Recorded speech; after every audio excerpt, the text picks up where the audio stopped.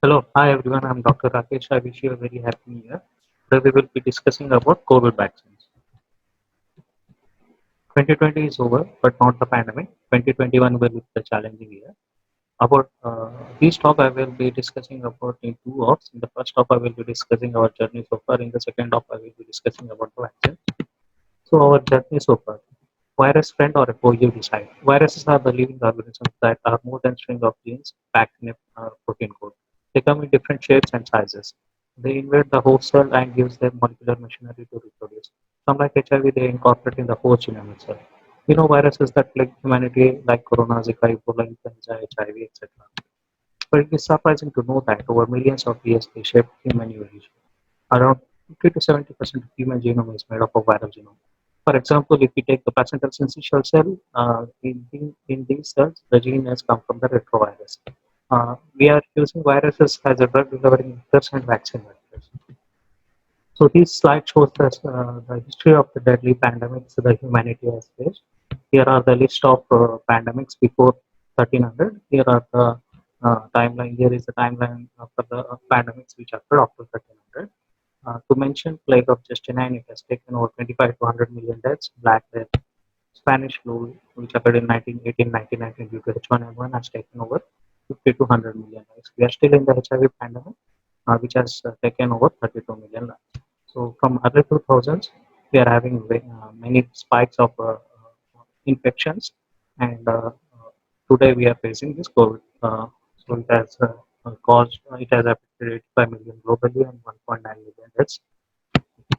So this is the peaks showing the Spanish flu occurred between 2 years, 1918, 1919. Early there was small peak, then there was a one large peak, and then was a third peak. But but COVID and H1N1 are completely different and different world scenarios. Coming to the Baltimore classification of the viruses, viruses are classified based on how they produce mRNA into DNA viruses, RNA viruses, reverse transcripting viruses. So they are grouped into 7 groups. SARS-CoV comes in the group 4. Coming to SARS-CoV, it is a positive agent for the COVID-19. It belongs to the family Coronaviridae genus Beta coronavirus, and it contains positive sense in the standard RNA virus belonging to Baltimore group 4. It is thought to be zoonotic in origin. Its reproductive number is 2.5. It has affected around 885 million globally. It has it has taken 1.9 million lives. So its mortality rate is around 2% globally. This graph clearly shows the number of affected and number of deaths. So males are affected more than females. As age and comorbidities diseases increases, the death rate also increases. So this is the timeline we all have experienced it. So on December 30 it was alerted, and December 31st China reports which WHO on March 11th WHO declares it as a global pandemic. And after that it has grown. Now it has affected over 85 million and around 1.9 million deaths. Coming to the viral structure, it is a spherical virus with crown-shaped projections of spike proteins, membrane proteins, envelope proteins, and this is single-stranded RNA with nuclear capsid. So how does this virus enter into the host cell? So these spike proteins attach to the ACE2 receptors, and with the help of TMPRSS receptors, it is internalized. So this slide shows how the virus multiplies in the host cells. After entering into the host cell, its RNA material is released, and with the help of enzymes and molecular machinery like the ribosome, endoplasmic reticulum, it multiplies. So with the help of replicases, proteases, RNA-dependent RNA polymerases, the RNA is replicated. With the help of ribosomes, other cellular structures like proteins and receptors are formed. With the help of endoplasmic reticulum and Golgi apparatus, it is assembled and it is exocytosized, and multiple cells are released out, and they will affect the other host cells. So COVID causes asymptomatic in some, mild disease in some, moderate disease, some severe disease in some. So these slides show why there is that difference. So in the airway epithelium, there are AC2 receptors and TMPRSS receptors. touch. So in the second stage, if the virus enters into systemic circulation, it has to these genes and receptors play a role. So what are the organ systems affected in the COVID? Whatever the organ you name, all the organ systems are affected in the COVID. I will give you example of the cardiovascular system manifestations when COVID enters the body, how it affects. So we will see. So it can affect directly to the heart or to the lung or to the endothelial cells. So when it affects directly to the heart, it can cause to pulmonary myocarditis, leading to heart failure or to the arrhythmias. So it causes microvascular or macrovascular endothelial dysfunction. It can lead to acute coronary syndromes. Inflammation leading to surge in the T cells and macrophages, leading to cytokine storm, IL-6, IL-7, IL-22, CL10, leads to the myocarditis or clot instability and rupture and leading to acute coronary syndrome. Apart from this, other deadly complications are like pulmonary thromboembolism, suicidal thrombus, arterial venous thrombosis, intracardiac thrombosis. Other cardiovascular manifestations are like spontaneous coronary artery dissection, single or multivessel, delayed endocarditis in patients with chlorhydroitis, systemic hyperinflammatory disease, coronary artery dilatation, Kawasaki-like disease, reverse Takotsubo or invert Takotsubo stress cardiomyopathy, myopericarditis with life-threatening cardio tamponades, and other organ systems. All this manifestation made it complicated. So we know about diagnostic tests, RAT, NAT, COVID-19, RT-PCR, labs, inflammatory markers, cardiac markers, imaging like chest X-rays, chest CT, chest echo, etc. Based on all these factors like age, comorbidities, clinical manifestation, labs, risk scores, we have divided into asymptomatic, mild, moderate, severe disease and managed according to the protocols. CORAD system, CT scoring system, these are the CT images showing the features of the COVID. So novel agents we used to treat COVID are like remdesivir, it binds to RNA-dependent RNA polymerase. It was studied in the solidarity, ACPD1 trial, favipiravir, HCQ, havermectin, azithromycin, convalescent plasma. So apart from that, agents lopinavir, ritonavir, ribavirin, and immunomodulators like corticosteroid, tocilizumab, anakinra, and anticoagulants. Other adjuncts like vitamin C, zinc, vitamin D, and N, etc. Mm. So advanced supportive therapy which benefited in the severe COVID patients are like inhalation of oxygen, prone ventilation, mechanical ventilation, non-invasive, invasive tracheostomy, thrombolytics, PCI, thrombectomy, LVADs like ECMO and Impella. This is ECMO, this is Impella. These are ventricular assisted devices used for hemodialysis, blood transfusion, antibiotics, treatment of comorbids, and in some advanced countries, they even tried lung transplantation. So, to summarize about all these novel agents and supportive therapies, these agents might have helped in us halting the progression of disease from mild to moderate, mild to severe, and in severe cases with the team approach and advanced therapy, the survival has improved. Coming to phase corona trials, over millions of people are using AC and ARDs for control of hypertension worldwide. So there was a concern whether to continue these drugs or to stop. So it was studied in Brazil. It has clearly showed there was no benefit in stopping those medications. So coming to the vaccines. Uh, so vaccines are the 100% solution for uh, our problem. What are these efficacy numbers? What are the safety profiles? We are having a lot of questions. So let us discuss about them in detail. So vaccines are the promising option to prevent SARS-CoV-2 infection. It will help reduce reproductive number by breaking the chain of transmission. It will increases the herd immunity, decreases the severity of the pandemic, pushes the disease towards the endemic. If we are lucky enough, smallpox-like effect can also be seen and we can uh, completely overcome this disease. So viral spike proteins are the antigenic antigenic sites are the primary target options for almost all the vaccines. So vaccine efficacy is calculated based on different methods, but basic formula is attack rate in unvaccinated minus attack rate in vaccinated by attack rate in unvaccinated into 100. So US FDA WHO recommends at least 50% efficacy rate is required for licensed end use. So efficacy of the vaccine will not answer some questions like the duration of the protection these vaccines give to us, potential need of the booster doses, we famously call it as flu jab, and its effect in the subpopulations which were not evaluated in the trials. So this is a 3D ultrastructure showing different target sites of the spike proteins. See, this is the how it unfolds in the life. So to understand about vaccines, we will see the basic immune mechanism. So when the virus enters into the body, it activates antigen-presenting cells, which in turn activate T helper cells, which activate B cells, which form the antibodies, or cytotoxic T cells, which destroy the affected cell. So in this way, the memory cells are formed, so that whenever the new viruses enter, so it can release the antibodies. So vaccines play a role by negating this infection and somehow activating this immune mechanism.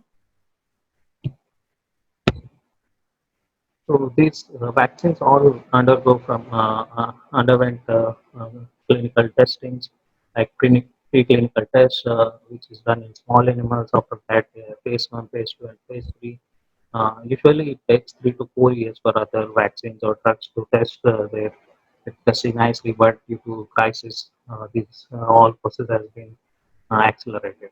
So, over thousands of vaccine candidates have come into research. Uh, Around 150 of vaccine candidates enter into the preclinical trials. Around 40 of these vaccine candidates entered into the human trials. Around 8 vaccines are in or have completed late phase of the trials. So WHO maintains this updated list. So what are the various platforms for the SARS-CoV-2 vaccine in development? So what are different types of vaccines? So it can be either viral vaccine, means the coronavirus is itself inactivated or weakened. Viral vectors like adenovirus, chimpanzee adenovirus, nucleic acid vectors like mRNA vaccines, and other protein-based vectors. These are their respective numbers. So, what are the vaccines in the late phase clinical trials? So, there are 8. Uh, BioNTech mRNA-based lipid nanoparticle. Moderna is also mRNA-based lipid nanoparticle. Sputnik, Russian, and Covishield, Oxford AstraZeneca. So these two are adenovirus vector, and Covaxin will be the inactivated virus. So coming to the mRNA viruses, mRNA vaccines, we will see how these mRNA vaccines will act. So this is the mRNA which contains message for the spike proteins. So it is encoded in the lipid coat and which helps in entering the cell. So after entering in the cell, this will use the ribosomes to produce the spike proteins. So it will there will be no infection, but body thinks the foreign particle as a name, and it forms the immune antibodies. So whenever the original viruses come, these antibodies attack them, and the virus is deactivated. So when comparing to mRNA vaccines, so these mRNA vaccines are all entirely new, and it's the first time uh, we are giving it in the global stage. So there are some concerns, questions. So let us see about them. So Pfizer was studied in subjects above 16 years, Moderna above 18 years. There were 43,000 patients enrolled in this, 30,000 were enrolled, and it requires 2 IM doses of 30 microns 3 weeks apart. It requires 2 IM doses of 100 microns 4 weeks apart. So these trials have been concluded. So we will see the results. So this is a nice graph showing Kaplan-Meier curves and the efficacy of the vaccines. This is a Pfizer vaccine. So in the vaccine group, 8 people have got COVID, and in placebo group, 162. Among them, severe COVID was one, and in placebo group, severe COVID was 9. So see, you can see the graph completely diverging. So it is really good. But there is a catch in this. This has tested only for the primary symptomatic COVID and severe COVID. Has not tested asymptomatic cases. So in the same way, the Moderna vaccine, in the vaccine group, 11 had got COVID, and in placebo group, 185. So they were all 95, 94% efficacious, but it is only for the primary symptomatic COVID and severe COVID. So we have to put the mask, even if we take vaccines, we have to put the mask to control the asymptomatic. So coming to the safety profile of the mRNA vaccines, fever in 16%, constitutional symptoms 2 to 10%, and severe adverse events were reported in less than zero point 0.5. There was a concern of Bell's palsy that occurred in both the mRNA vaccines to around 3 to 4%. And there was a rare incidence of adverse anaphylactic reaction requiring ICU admission. So these mRNA vaccines activate interferon pathway, and with the molecular mimicry of IL-7 heptopeptides versus the spike protein, there is a possibility of acute immune reactions and chronic autoimmune disorders in susceptible persons. So that's why the immunocompromised patients and the patients are on immunosuppressants, or the patients who has a history of the allergy should be taken before giving mRNA vaccines. Coming to the adenovirus vaccines, which is Covishield Indian or Oxford vaccine, Oxford AstraZeneca vaccine. So they will genetically modify the chimpanzee adenovirus. They will incorporate the spike gene uh, into the adenovirus, and they will produce in the production cells, and they will purify them, and they will give to the persons. So it will activate. The virus enters into the body, and it will produce the spike proteins, and thereby activating the antibodies. So, about Oxford AstraZeneca virus vaccines. So, it underwent the phase 3 trial in UK, Brazil, South Africa, and a small group in India has also enrolled around 40,000 patients. So, phase 3 trial is very complicated. So, why it is very complicated was the control drug was different in some patients, like meningococcal vaccine, in some, saline was given in some, and in some same patients, the first dose was given meningococcal vaccine, and second saline. So there was also controversy regarding the dosing. So they gave two standard doses, and one low dose, one standard dose in some. So after that, there was a controversy between the gap between the two doses, whether to give it in less than 6 weeks or after 6 weeks. So after all the study, the results of 14 days were published first in Lancet, and they made some changes, and the results after 21 days were published uh, after 21 days. So these trials included asymptomatic cases. So mRNA vaccines has not included asymptomatic cases. These adenovirus-based AstraZeneca Oxford vaccine have included asymptomatic cases. So it is given as 2 IM injections of 5 into 10 viral particles 4 weeks apart. Best is from 6 to 12 weeks. And in all the patients, around 99% patients with two standard doses, it has showed neutralizing antibodies, adequate neutralizing antibodies to fight the COVID. So let us look at the numbers here. So when it is given in the low dose and standard dose, it is 90% effective. So if it is considered all means standard plus low dose standard dose, its efficacy comes around 70.4%. But this is the regimen which we will be following, two standard doses. So its efficacy will come around 62.1%. So, in asymptomatic cases, if we see the efficacy comes to around 50%. So, this is the Kaplan-Meier curves describing the same. So, 30 affected in the vaccine group, 101 affected in the placebo. So, covaxin, still the studies are going on. So, safety profile of Oxford vaccine. So, constitutional symptoms are around 8%, 2 to 3 cases of transverse myelitis, which one was unrelated to the vaccine, and in others, the investigation is still going on. Rare severe allergic reactions reported.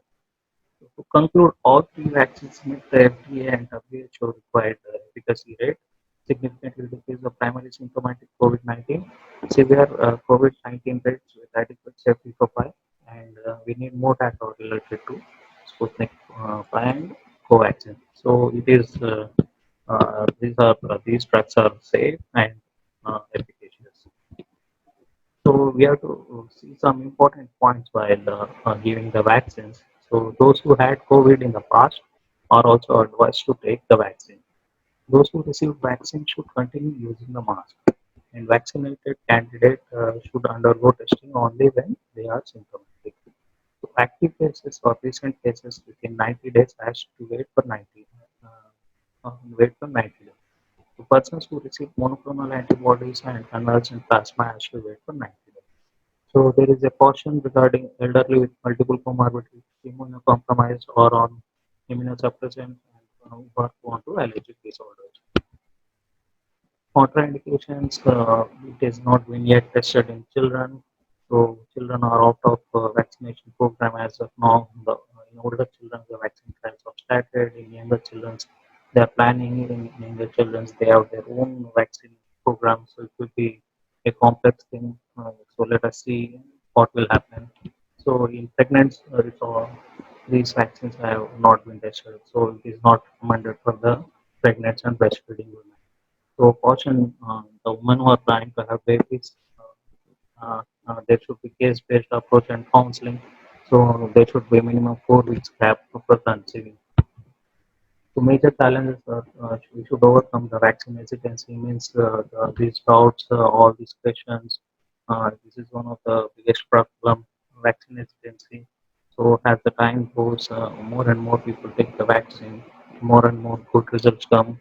So the confidence increases. So delivery of the vaccine and monitoring of symptoms, reporting of the severe adverse events, and managing of anaphylaxis, two-dose regimen. Even the countries like US and UK are facing this problem. So they are giving only one dose.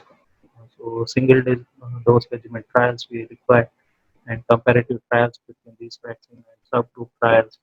So vaccine for children, pregnant, immunocompromised, and long-term outcomes should be evaluated. So to conclude, we have to wear the mask and cross our fingers and pray for the victory.